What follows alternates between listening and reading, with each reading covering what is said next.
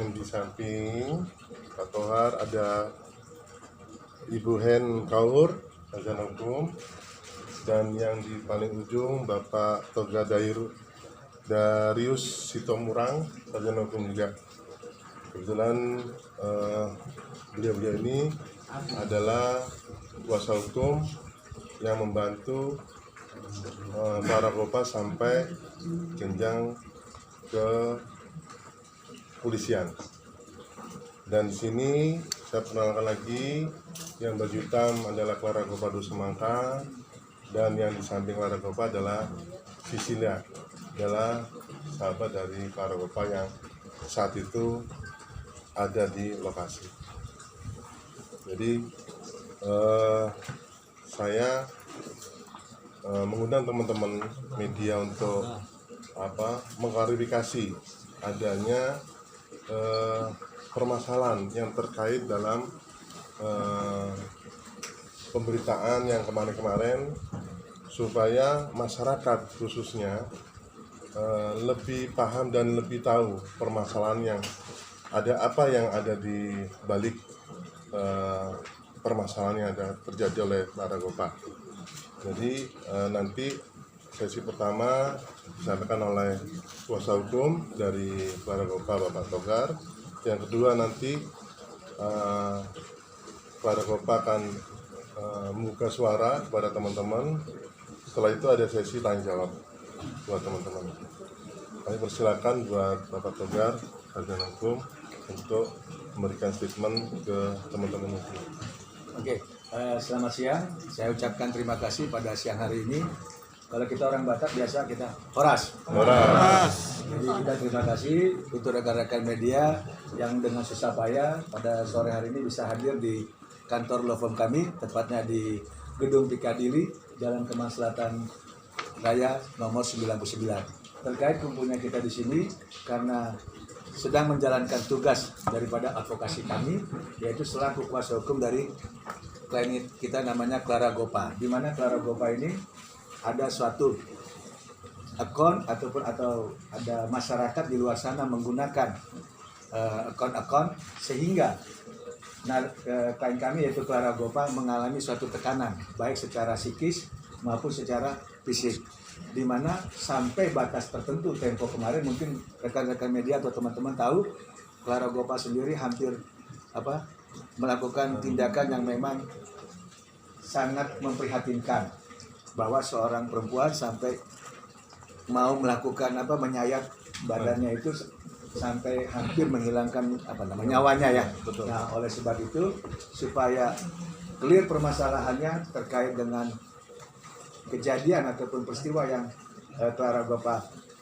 alami, sehingga kita pada kesempatan sore hari ini berkumpul di sini supaya bisa mengklarifikasi ataupun memverifikasi terkait permasalahan-permasalahan yang ada, agar kedepannya baik itu masyarakat ataupun netizen istilahnya ataupun siapapun di luar sana, cobalah secara bijak menggunakan daripada media sosial yang ada, karena tidak terlepas kemungkinan permasalahan hukum akan menunggu daripada orang-orang yang memang dengan sengaja untuk menjatuhkan apalagi menyerang harkat martabat orang lain. Demikian yang bisa saya sampaikan pada sore hari ini untuk rekan-rekan media. Dan ini saya bisa tampilkan di sini bukti surat kuasa yang kami terima dari klien kami dari Clara Kopa. Jadi secara sah, secara resmi kami akan melakukan upaya hukum tidak terbatas, baik itu pidana ataupun perdata. Tergantung nanti daripada kaitannya, perkembangan ke depan kita lihat. Demikian yang bisa saya sampaikan pada kesempatan sore hari ini. Terima kasih Bapak Togar Sitomurang. Saya sampaikan saat ini sesi Clara Kopa untuk menyampaikan di balik kejadian atau menceritakan sedikit kejadian-kejadian yang menimpa yang pemberitaan kemarin, supaya teman-teman media lebih paham dan lebih menjabat. Silakan. Ya, assalamualaikum warahmatullahi wabarakatuh. Terima kasih buat teman-teman media yang udah datang. Kejadiannya di tanggal 2 Agustus. Memang pada saat itu memang saya lagi jatuh.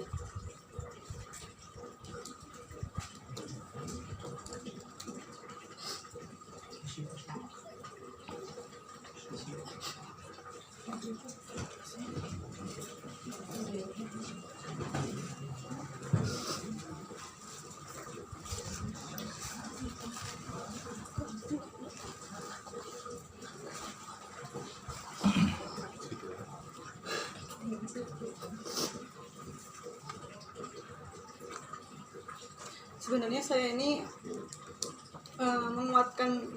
menguatkan buat supaya tetap kuat dihujat seperti apapun.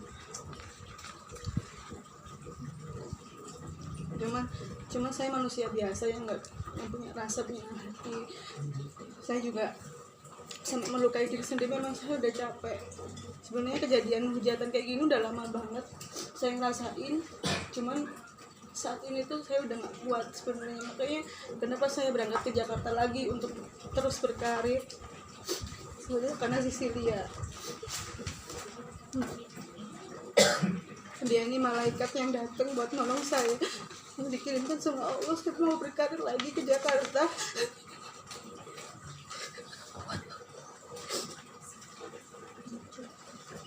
Dan didampingin dengan Bapak Tonggar yang mau menyemangati saya, teman-teman lawyer.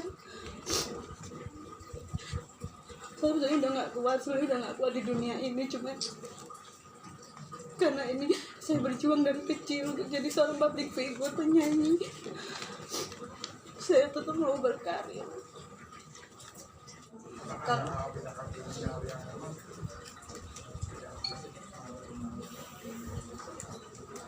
Pak, izin buka masker ya? Bisa buka masker ya?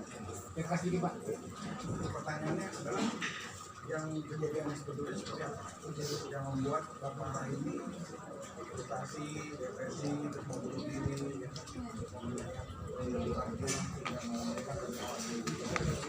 Itu kejadian yang seperti apa?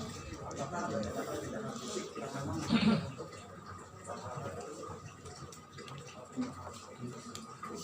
Kejadiannya memang kalau saya tuh sebenarnya udah sering dibully, udah sering dihujat, udah sering dikata-katain dari zaman waktu saya mendul semangka.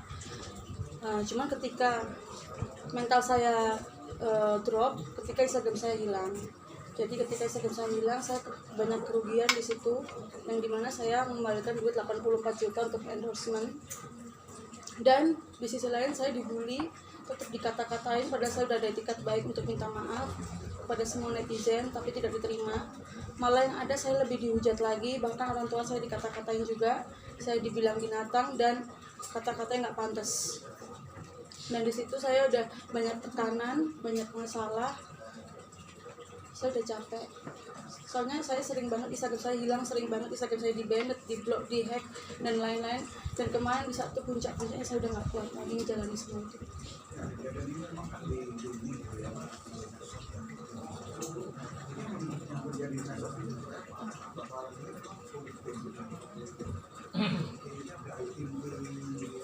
Iya.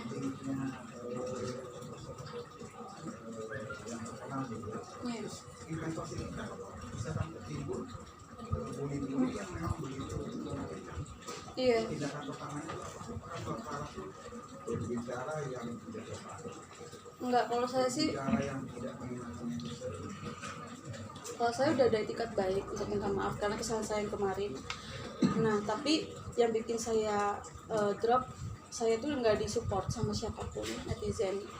Yang ada malah saya YouTube saya udah mau dihilangkan juga, mau di-report lagi sama mereka. Instagram saya yang kedua juga mau di-report lagi sama mereka. Bahkan Instagram saya kan saya private supaya aman. Nah, yang bikin saya lebih jatuh lagi, ketika saya jatuh, dijatuhkan lagi lebih dalam.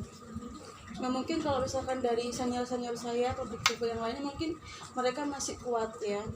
Tapi setiap manusia pasti punya batas sabar. Seperti saya udah sering banget dikata-katain binatang. Saya nggak pernah mempermasalahkan ini, bahkan sebagai jalur hukum saya nggak pernah. Baru ini karena saya udah nggak kuat digituin.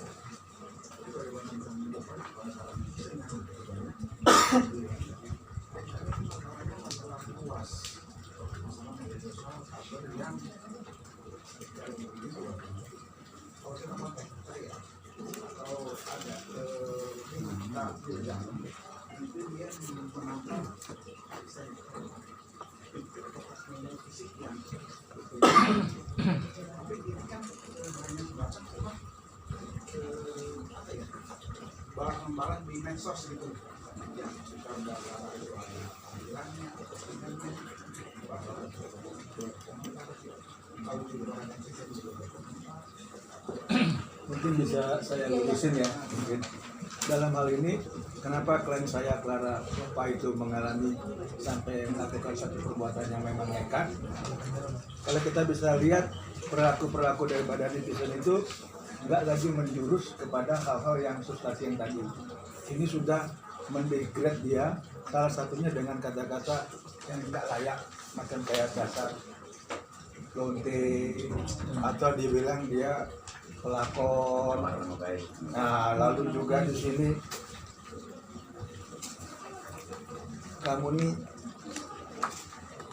nah salah satu bahasa inilah yang membuat dia merasa down, karena dari pribadi dia sendiri kita tahu figur Mbak Clara itu adalah keluarga yang memang santun, keluarga yang memang ada semacam religius. Nah, latar belakang yang religius itu dia masuk ke dunia yang tadi kita bilang artis atau entertain, ternyata perilaku netizen ternyata itu lebih kejam daripada apa yang ada di kebun binatang. Nah, sehingga ya kita harap maklum, itu manusiawi, siapapun tidak akan sanggup seperti itu tekanan-tekanannya, maka kita akan tindak lanjut di dalam satu proses hukum agar jelas duduk permasalahannya tadi. Dan yang kedua, kalaupun ada pembagian tadi yang senior yang disebut, mungkin mereka bisa menghadapi dengan bijak atau mungkin dia lebih tabah. Tapi kalau Mbak Clara sendiri mungkin dia tidak sanggup. Itu aja yang bisa kita lurusin, yang kita bisa sampai itu.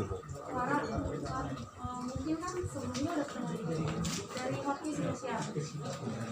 Mungkin kan sebelumnya udah pernah dibully juga, tapi apakah benar-benar dibully itu pas kamu yang ada posting atau apa itu di situ videonya makin jadi? Iya. Di postingan itu memang menjadi-jadi. Jadi semenjak itu aku buliannya lebih kenceng daripada yang kemarin-kemarin. Nah, kalau yang perihal foto Atta itu seperti apa sih? Dan setelah postingan itu kan Instagram kamu bilang mungkin bisa lebih diperinci nggak sih, dijelasin kronologi perihal foto Atta dan terus Instagram kamu bilang terus ada lagi. Kalau tentang atas sih saya nggak mau komentar lagi, Kak. Nah, tapi kan kamu posisinya di sini kan karena masalah itu yang kamu belum malah makin dihujat dari fans mereka mungkin gimana gitu, karena ini masih simpang siur. Yang seperti tadi kalian bilang, bahwa kalau untuk masalah harta dianggap sudah clear dengan ada perkataan dia minta maaf, dan itu kita anggap sudah nggak kita kesana lagi. Tetapi yang lebih kita aware adalah perilaku setelah kejadian permintaan maaf Mbak Clara yang memang sampai detik ini ternyata makin bukan baik, malah tambah lebih mendegrade daripada diri Mbak Clara sendiri ya. Betul. Nah, gimana?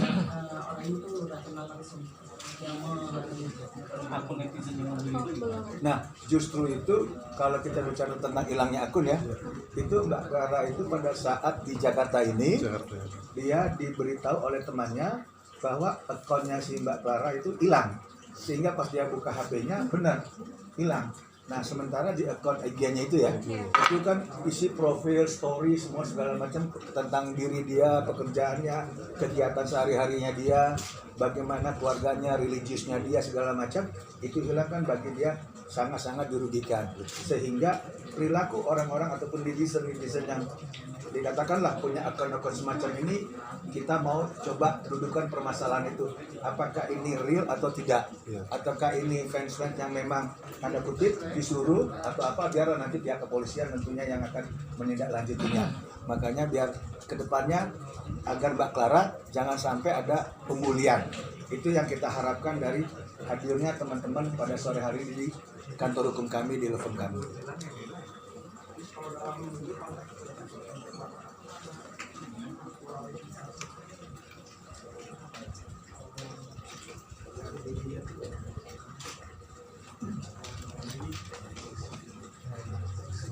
Kalau saya lihat ya, kita mungkin nggak usahlah terlalu munafik. Mbak Clara ini kan berangkat dari seniman yang memang dia porsinya adalah dangdut ya. Nah, sementara kalau kita tahu posisi dangdut itu kan pakaiannya mungkin bling-bling atau warna-warninya lebih cerah atau tampilannya lebih sedikit ekstra lah ya. Tapi kan bukan ke arah sana. Kita hanya berangkat seniman, dia mau coba jual suara dengan cara penampilan dia memang segaya-gayanya Mbak Clara, otomatis yang diharapkan kan diterima dengan baik oleh netizen atau masyarakat. Tapi fakta dan kenyataannya kita lihat sendiri, bukannya malah yang bagus, yang memberi spirit, yang memberi semangat, malah banyak sekali di dalam ini kata-kata yang nggak pantas kita pertontonkan atau diperlihatkan. Itu sih yang saya bisa sampaikan. Oke, untuk Pak Kara juga membalas medsosnya itu dengan kata-kata terima. Membalas para netizen yang mereka juga membalasnya dengan baik, membalas dengan sambil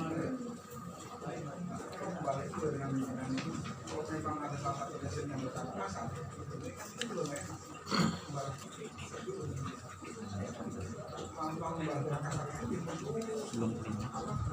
Sampai sejauh ini sih kalau lihat dari percakapan di IG ini, Mbak Clara sendiri nggak opening. Dia nggak menjawab sama sekali. Kalau kita lihat ini kan ada bukti-bukti semua. Mbak Clara tidak merespon untuk berusaha ajak dia komunikasi, enggak. Cuman dengan bukti-bukti ini aja, dengan pasifnya Mbak Clara, tapi orang ini atau netizen ini bukannya malah cooling down, malah dia tambah reaktif. Tambah dia lebih aktifnya luar biasa, bahkan yang tadi bahasa-bahasa yang nggak benar yaitu pelacur, pelakor, dan sebagainya. dari netizen pria atau wanita? Kebanyakan ini dari wanita mah.